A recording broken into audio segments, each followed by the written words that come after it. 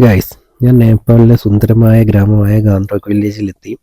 അപ്പോൾ നമുക്ക് ഗാംഗ്ടോക്ക് വില്ലേജിലത്തെ കാഴ്ചകളൊന്ന് കണ്ടാലോ. ഞങ്ങൾ ഗാംഗ്ടോക്ക് വില്ലേജിലെത്തുമ്പോൾ രാത്രിയായിരുന്നു. പിന്നെ പോകുന്ന വഴിക്ക് കുറച്ച് മലയാളി മച്ചന്മാരെ കിട്ടി. അപ്പോൾ ഞങ്ങളൊരു ഗ്രൂപ്പായി മാറി. ഞങ്ങൾ റൂം എടുക്കാൻ വേണ്ടി മേലേക്ക് കയറി പോയിക്കൊണ്ടിരിക്കുകയാണ്. മേലെത്തിയപ്പോൾ ഒരു ചേച്ചി ഡാൻസൊക്കെ ചെയ്ത് ഞങ്ങൾ വെൽക്കം ചെയ്തു. പക്ഷേ ചേച്ചീൻ്റെ അടുത്ത് പൈസ കൂടുതലായതുകൊണ്ട് ഞങ്ങൾ താഴത്തേക്ക് തന്നെ ഇറങ്ങി.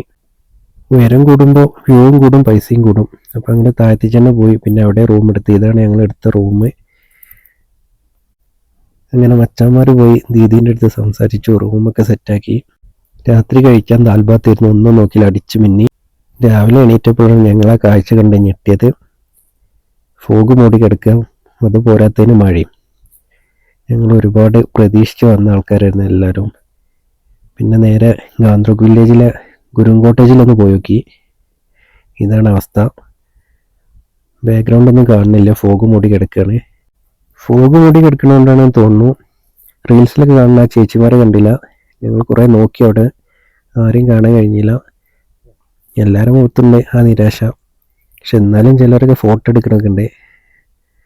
അഥവാ ബിരിയാണി കിട്ടിയാലോ വെച്ചിട്ട് ഞാൻ കുറേ നേരം അവിടെ നിന്നു. പിന്നെ അവിടുത്തെ ഗാർഡനൊക്കെ ഒരു രക്ഷയില്ല. നമ്മളെ നാട്ടിലൊക്കെ വെച്ചാൽ ആ പൂവൊക്കെ നുള്ളി എല്ലാവരും നശിപ്പിച്ച് കളഞ്ഞിട്ടുണ്ടാവും. അവിടെ അതൊന്നും എല്ലാം വൃത്തിച്ച് നിൽക്കുന്നുണ്ട്. കാണാൻ തന്നെ നല്ല ഭംഗിയാണ്. ഇവിടെയുള്ള എല്ലാ സ്ഥലങ്ങളിലും ഇങ്ങനെ ഗാർഡൻ കാണാം. അപ്പോഴതൊരു ചേച്ചി തണുത്ത് ഉറച്ച് ഇനി എന്ത് കാട്ടും മല്ലയ്യാന്നും പറഞ്ഞു പോണേ. നമ്മളെ ഒപ്പമുള്ള മച്ചാന്മാരാണ്. 2 തിരുവല്ലക്കാരും 1 കൊല്ലംകാരനുമാണ് നമ്മളെ കൂടെ ഉള്ളത്. എല്ലാവരും അഥവാ വ്യൂ കിട്ടിയാലോ എന്നുള്ള മൈൻഡിലാണ് നിൽക്കുന്നത്. പിന്നെ എൻ്റെ ശ്രദ്ധ പോയത് കോട്ടേജ് നിർമ്മിച്ച രീതിയാണ്. നമ്മളെ നാട്ടിൽ നിന്നും കാണാത്തൊരു ഐറ്റം പടവും കാര്യങ്ങളാണ്. കരിങ്കല്ലേറ്റാണ് പടുത്തിട്ടുള്ളത്. സിമെൻ്റ് ഒന്നും കാണാനില്ല. ഫില്ലറൊക്കെ എല്ലാം മരത്തിൻ്റെ ഫില്ലർ, വാതിലും ജനൽക്കട്ടിലെല്ലാം നല്ല കൊത്തുപണിയും കാര്യങ്ങളൊക്കെ കാണാനുണ്ട്. പിന്നെ എല്ലാ ഫില്ലറുമ്മലും കുറേ ചോളം തൂക്കിയിട്ടുണ്ട്. അതിവിടെ മിക്ക സ്ഥലങ്ങളിലും കാണാൻ കഴിഞ്ഞു. അത് കൃഷി സമൃദ്ധിക്ക് വേണ്ടിയിട്ട് ഇവിടെയുള്ള ആൾക്കാർ ചെയ്യുന്ന ഒരു രീതിയാണ്. ഇവിടെ മിക്ക സ്ഥലങ്ങളിലും കാണാൻ കഴിഞ്ഞു. പിന്നെ ഈ ചാരുപടി, ഇത് കല്ല് പാകിയിട്ടാണ് ഈ ചാരുപടി. നമ്മൾ കാണാത്തൊരു വെറൈറ്റി മോഡല്. വാതിലൊക്കെയുള്ള കുത്തുപണിയൊന്നും ഇവിടെ എവിടെയും കാണാൻ കഴിയാത്തൊരു രൂപത്തിലാണ് ഇതിൻ്റെ മൊത്തം നിർമ്മാണം. പിന്നെ നേപ്പാളിൽ ഗാർഡൻ ഇല്ലാത്തൊരു കോട്ടേജ് കാണാൻ പറ്റില്ല. എല്ലായിടത്തും ഉണ്ട് ഗാർഡന്. നല്ല വൃത്തിക്ക് അവർ പരിപാലിച്ചു വരുന്നുണ്ട്. ഭംഗിയുള്ളതൊക്കെ മനുഷ്യൻ നശിപ്പിക്കുമെന്ന് പറയും. പക്ഷെ നേപ്പാളിലുള്ള ആൾക്കാർ അങ്ങനെയല്ല. ഭംഗിയുള്ളത് അവർ നിർമ്മിച്ചുകൊണ്ടിരിക്കുകയാണ്. അങ്ങനെ മച്ചൻ്റെ മൂഡ് ഓഫൊക്കെ മാറ്റി വെച്ച് ഫോട്ടോ എടുക്കാൻ വേണ്ടി പോസ്റ്റ് ചെയ്യാൻ നിന്നുണ്ട്. ഞാൻ ഫോട്ടോ എടുക്കാമെന്ന് വിചാരിച്ചിട്ടാണ് തോന്നുന്നു. സ്റ്റൈലായിട്ട് നിൽക്കണമൊക്കെ ഉണ്ട്. ഇനി അവിടെ നിന്നിട്ട് കാര്യമില്ല എന്ന് മനസ്സിലായപ്പോൾ ഞങ്ങൾ റൂമിൽ പോകാന്നുള്ള തീരുമാനത്തിലെത്തി. റൂമിൽ പോയി കഴിഞ്ഞാൽ ബ്രേക്ക്ഫാസ്റ്റ് കഴിക്കാം. അവിടെ നിന്നിട്ട് ഇനി പ്രത്യേകിച്ച് കാര്യമില്ല എന്ന് മനസ്സിലായി.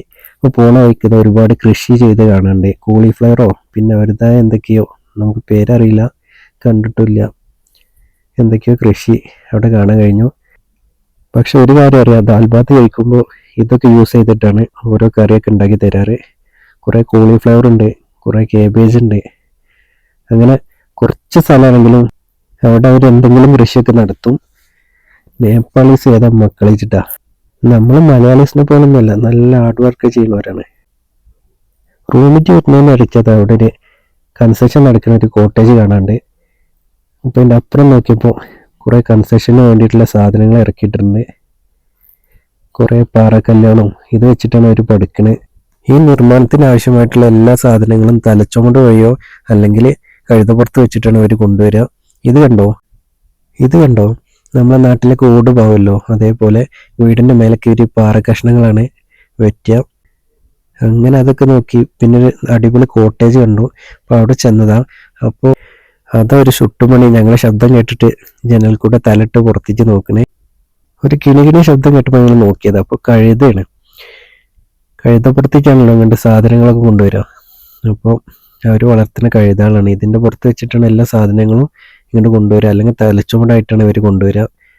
അപ്പോൾ ഒരു 5 എണ്ണം ഉണ്ട്, ജാഥ വരുന്ന പോലെ വരുന്നേ. പതുക്കെ മേലേക്ക് അങ്ങനെ കയറി പോകുന്നുണ്ട്.